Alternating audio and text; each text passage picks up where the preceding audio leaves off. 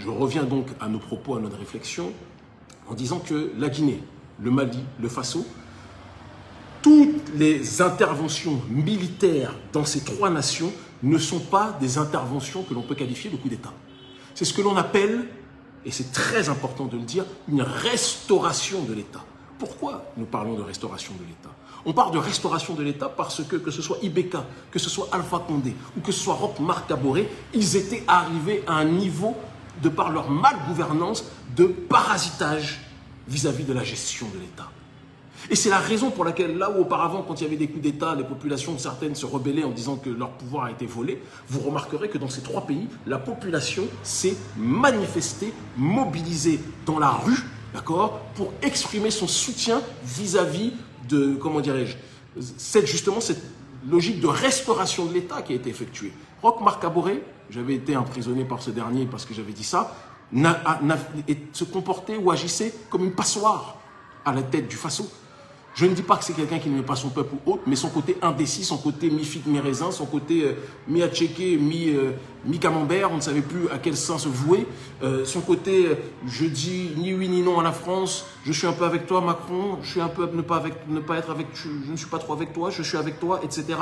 De l'autre côté, avec le peuple, je suis panafricain, mais pas trop. Je suis panafricain, mais j'incarcère les militants qui se battent pour le panafricanisme, etc., pour donner des gages à la France. À un moment donné, ça ne suffisait pas. Son incapacité à gérer le terrain sécuritaire est venue à bout de la patience de la population, d'accord, qui s'est mobilisée, notamment lors de notre mobilisation internationale du 22, comme vous pouvez le voir dans le reportage, qui est posté sur notre page Facebook. Et ce sont les fluctuations, les additions de tous ces paramètres qui ont entraîné la situation que nous connaissons. Important aussi de dire que, parce que ça on a tendance à l'oublier, le Mali, jusqu'à preuve du contraire, le Mali était dans une situation où Ibeka avait complètement vendu son pays, il faut qu'on puisse le dire, paix à son âme. Donc on n'injurie pas les morts, mais on fait histoire, c'est important de le dire. Ibeka avait complètement vendu son pays aux intérêts français. Et donc, lorsque les militaires arrivent et décident d'interrompre ce processus de perdition de l'État, ce n'est pas un coup d'État, c'est peut-être un coup d'éclat, mais pas un coup d'État qui vise justement à amener la population et l'appareil étatique à retrouver sa pleine vitalité. Alors évidemment, à partir de ce moment-là, ils sont soumis et confrontés à des sanctions. On ne peut pas le nier, mais personne ne pourra nous faire croire que c'est une logique qui est venue interrompre un processus démocratique. C'est Ibeka qui a interrompu le processus démocratique et c'est très important de le dire. Ne vous laissez pas, on va venir sur peu d'ailleurs, avoir par les trolls de la France-Afrique. Il y a une usine à trolls en Côte d'Ivoire, hein, on le sait, c'est pas un secret. Il y a aujourd'hui ce qu'on appelle, certains les appellent les ados-moutons. On les reconnaît malheureusement, et j'ai mal, parce qu'ils salissent les patronymes des guerriers, comment dirais-je, qui portent leur nom, des noms comme Koné, etc. Il y a de grands panafricanistes qui sont dans cette démarche-là, qu'ils soient maliens, du Faso ou quoi que ce soit. Mais aujourd'hui, ce qu'on appelle les ados-moutons, on les reconnaît très facilement à leur agressivité aux propos qu'ils énoncent et ils essayent de parasiter, de propager une image en essayant de délégitimer, cette fois-ci, justement, ces restaurations de l'État qu'ils surnomment des attentats à la démocratie. Non, la démocratie, elle est atteinte quand des présidents confisquent le pouvoir, quand la justice sociale est paralysée, quand la souveraineté est absente, quand l'État est complètement déstructuré. C'est là où il y a coup d'État, et c'est un coup d'État malheureusement quotidien, mais ça, la CEDEAO et l'oligarchie occidentale n'en parlent pas puisque ça les arrange. C'est important aussi de le dire. Pareil pour la Guinée. Quand Alpha Condé décide de faire son 3e mandat, on n'entend pas la CEDEAO, tout comme on n'entend pas, excusez-moi, la CEDEAO critiquer le 3e mandat d'Alassane Dramane Ouattara. Important là aussi de le dire, d'accord? Pour eux, ça c'est démocratique. Mais quand des gens viennent intervenir pour essayer d'interrompre justement ce braquage de l'État, ce coup d'État entre guillemets démocratique, eh bien on considère que ceux qui ont voulu interrompre ces mauvaises actions sont considérés comme des putschistes ou autres. Je ne suis pas d'accord et nous sommes aujourd'hui des millions à ne pas être d'accord avec cette situation. C'est important, c'est la restauration de l'État et je demande à vous tous, vous êtes très nombreux. On est majoritaire aujourd'hui sur le terrain du champ d'action politique, en termes de masse critique. Nous sommes majoritaires sur tout le monde. Donc, vous êtes tous des agents qui devaient propager le message. Ce ne sont pas des coups d'État, ce sont des restaurations de l'État. On doit réfléchir avec notre cerveau en priorité. C'est ça le plus important. C'est ça honorer le Tout-Puissant, l'unique, d'accord? Et c'est ça faire honneur à ceux qui nous ont précédés. Notamment ceux qui sont derrière moi. Vous voyez mes parents, mon père, le docteur Khalid Mohamed, et ma mère, la plus belle femme et la plus puissante femme du monde, l'une des plus belles, Winnie Mandela. Et mon oncle derrière, vous voyez Patrice Emery Lumumba. Et vous ne le voyez pas, mais de l'autre côté ici, Thomas Isidore Sankara, mon deuxième papa. Mon troisième papa, c'est mon papa de sang, évidemment. Mon papa de l'ADN, vous le savez aussi. Et donc, tous ces éléments, je reçois des messages en même temps, tous ces éléments pour vous faire comprendre que on ne peut pas analyser la situation en Guinée-Bissau si on ne comprend pas tout ce qui se passe dans la sous-région. Et si on ne comprend pas l'attitude de la CEDEAO vis-à-vis de ce que l'on appelle les opérations de restauration de l'État. Les sanctions effectuées par la CEDEAO contre les militaires qui ont opéré un processus de restauration de l'État sont des sanctions d'entité, et j'insiste beaucoup dessus, on m'envoie des messages en même temps, d'accord?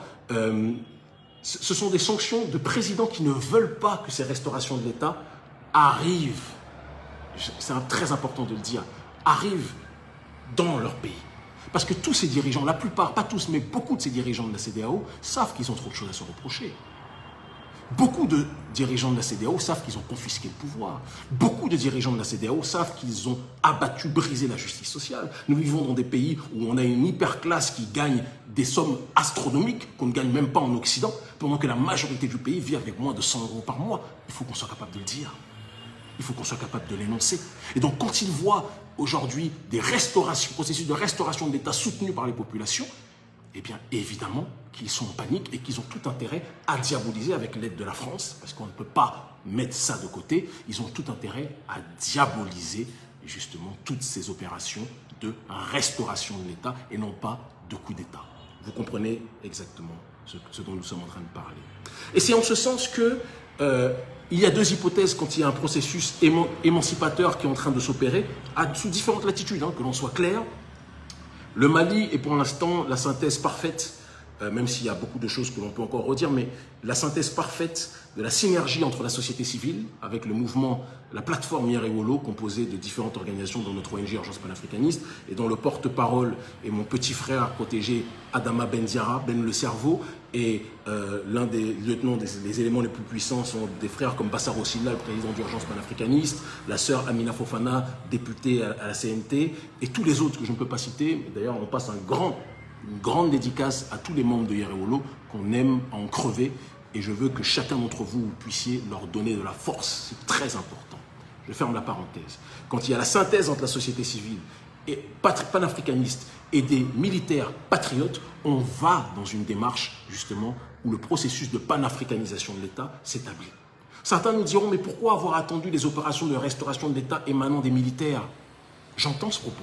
Nous, on aimerait bien que ça puisse être par le terrain démocratique, mais il faut qu'on soit capable de dire aussi qu'il existe dans le cadre de nos élections, du système électoral de nos pays, un trucage systématique et un accaparement du processus démocratique par les grosses fortunes, par l'hyperclasse financière africaine. Vous comprenez? Par la supraclasse financière, par l'oligarchie prédatrice financière africaine qui agit en concubinage incestueux avec l'oligarchie occidentale. Et donc, quand vous voulez vous présenter dans le système électoral en Afrique, mais que tout est bloqué de manière générale, qu'il y a des sommes astronomiques, planchées, ou pire encore, qu'on est dans des pays où l'opposition n'a même pas le droit de se présenter, soit elle est en exil, soit elle est incarcérée. Vous pensez que on ne vit pas déjà dans une dictature et qu'il n'est pas mieux parfois de passer par des militaires qui peuvent avoir une vision souverainiste et puissent être beaucoup plus à l'écoute de la société civile? Ce sont des questions que l'on doit être capable de se poser. Et c'est pour ça que j'en veux à Nana Akufo-Addo et à la CEDEAO lorsqu'ils disent que, notamment Nana Akufo-Addo, qui a été un grand espoir pour des gens de la diaspora juste parce qu'il avait parlé un peu durement avec Macron. Je l'aime, ce grand frère, c'est un papa pour nous. Mais n'oublions pas que c'était déjà, de un, le fils de l'un des pires ennemis de Kwame Nkrumah. Bon, on ne choisit pas toujours de qui on est le fils, donc ça, c'est pas grave. Mais quand il dit qu'il faut tout faire pour enrayer la contagion des coups d'État dans la sous-région, on n'entend pas une introspection vis-à-vis d'une institution complètement corrompue qui devra disparaître pour laisser la place, d'accord, à la CEDEAO des peuples. C'est normalement cette situation-là sur laquelle on devrait s'interroger. J'insiste parce que si on ne le fait pas, on va complètement être paumé. D'accord? Et donc, Une fois qu'on additionne tous ces éléments, ça nous permet d'arriver donc à la théorie qui est que quand il y a, je disais tout à l'heure, un processus émancipateur à tendance, à dynamique révolutionnaire, je le dis, Mali, c'est la synthèse parfaite. Guinée, je sais que le président fait tout ce qu'il peut, pour le connaître personnellement, échanger beaucoup avec lui. Je sais qu'il est dans cette démarche, qu'il essaye de le faire, même s'il est confronté à un pays, la Guinée, qui n'est pas le Mali, et où les intérêts des sociétés civiles sont divers et variés. C'est très différent de la situation du Mali, où on agit, on avance tel un seul homme dans cette situation. Ça, c'est un point important à rappeler. Pour ce qui est du Faso, il faut laisser du temps. Parce que la politique, il y en a qui disent oui, il est trop conciliant avec comment dirais-je, les partenaires internationaux, etc. On peut se poser véritablement cette question, mais n'oubliez pas que dès le début, bientôt plus de batterie, le Mali, les militaires au pouvoir ont essayé aussi de rassurer les partenaires internationaux. Le discours que le Mali a aujourd'hui n'est pas le discours qu'ils avaient hier. Donc il faut bien étudier politiquement la situation telle que se déroule, sinon on ne pourra pas avancer. Hein, c'est important que l'on puisse le dire. J'avance en vous disant donc que quand on voit tout cela, ceux qui veulent péricliter la lutte ont tout intérêt à créer ce que l'on appelle une contre-révolution.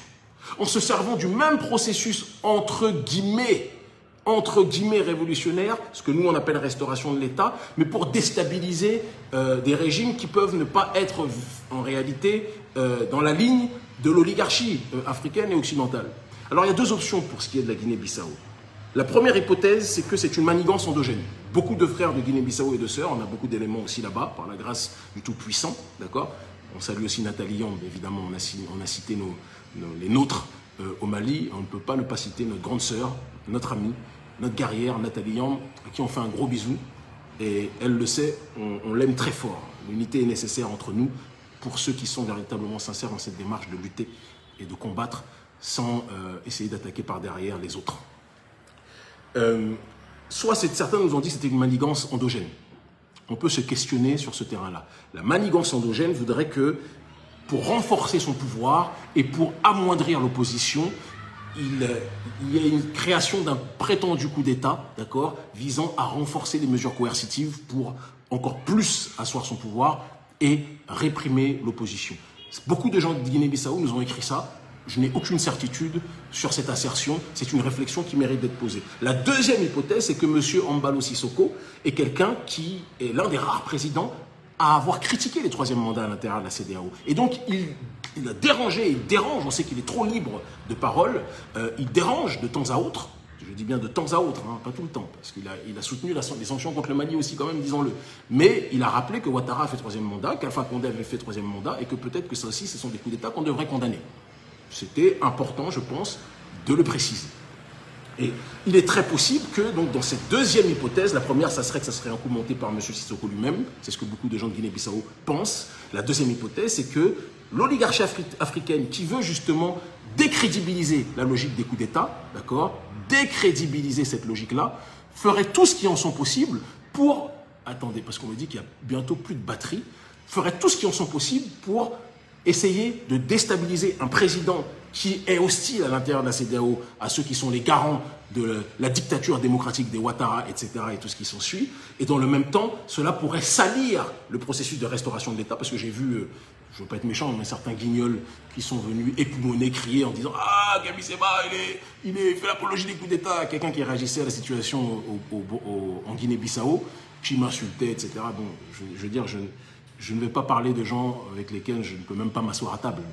Je parle, comme disait John Henry Clark, je débat avec ceux qui sont nos égaux sur le terrain du principe idéologique, intellectuel et du débat d'idées. Je ne débat pas avec ceux qui sont juste là, soit parce qu'ils sont payés, soit c'est parce qu'ils veulent nous injurier. Moi, je n'injurie personne. Et si je le fais toujours en essayant de cadrer la situation. Donc, certains qui disaient « Oui, Gabi Seba, c'est à cause de toi qu'il y a le coup d'État en Guinée-Bissau. » Bon, des propos délirants, dignes de drogués, sur lesquels je ne vais même pas m'apesantir parce que ce n'est pas nécessaire de le faire. D'autant plus que je ne connais même pas ce cyberactiviste-là, ça n'a pas d'intérêt. Et on ne sait pas qui est derrière non plus. Mais le plus important dans ces deux hypothèses, soit une manigance endogène, soit dans la déstabilisation extérieure, c'est que je veux que vous reteniez une chose. Parce qu'ils savent que ce processus de restauration de l'État est un processus émancipateur qui est en train de balayer tous les mauvais gouvernants, d'accord? Ils vont tout faire pour décrédibiliser notre travail, tout faire, en nous appelant des déstabilisateurs de l'ordre démocratique. C'est eux les déstabilisateurs, ce n'est pas nous. Et leurs agents, ce que l'on appelle les agents de Ouattara, qui sont les trolls que vous voyez de temps en temps dans les commentaires, les trolls, mais j'ai une équipe de beaucoup de personnes qui s'occupent sur notre page Facebook de s'occuper des guignols qu'ils sont, d'accord, des agents provocateurs de la France qu'ils sont. Ces gens-là vont partout sur les réseaux, ils n'ont pas beaucoup de force, mais ils vont partout sur les réseaux essayer de retourner l'opinion publique en disant qu'on appelle à la déstabilisation de la sous-région. Non, on appelle au nettoyage de la sous-région. Ils sont là pour essayer de créer des clashs, des tensions, ils font des montages bidons, etc. Ils savent ce qu'ils font. Mais nous sommes plus d'1 million bientôt. Nous serons 1 million bientôt. Nous sommes très nombreux en masse critique, sans parler des autres qui n'ont même pas Internet, qui nous suivent régulièrement à la télé et qui sont touchés par le travail que nous effectuons. Les vrais savent que nous sommes dans la bonne direction. Ne vous laissez pas avoir par ceux qui vont essayer de salir notre révolution. Et nous ne sommes pas des aveugles qui disons les militaires sont des dieux. Non. Nous disons les militaires patriotes qui sont dans une lignée sankariste, nous les soutiendrons. Ceux qui seront dans une logique de restauration de l'État face au président, entre guillemets, technocrate ou démocrate, qui confisque le rôle de l'État vis-à-vis de ses citoyens, nous les soutiendrons. Mais ceux qui seront dans une démarche d'essayer de déstabiliser les régimes, qui se battent véritablement pour élever leur peuple, nous les combattrons évidemment. Il n'y a même pas de débat à avoir sur cette réalité. Donc soyez vigilants, la politique est une science complexe et nos ennemis sont toujours dans une dynamique de prévoir, pendant que trop souvent on se contente de voir. On doit changer sur ce terrain-là. Je vous aime en crever, la famille. Je vous aime en crever. Restons à l'écoute. Des actions très prochainement vont être évoquées à différents endroits. Tout ce qui se passe là, tout le monde le sait. On a planté des graines qui sont en train de prendre et il faut continuer à avancer. Je vous aime à en crever. Ils finiront par comprendre. L'Afrique libre ou la mort, nous vaincrons.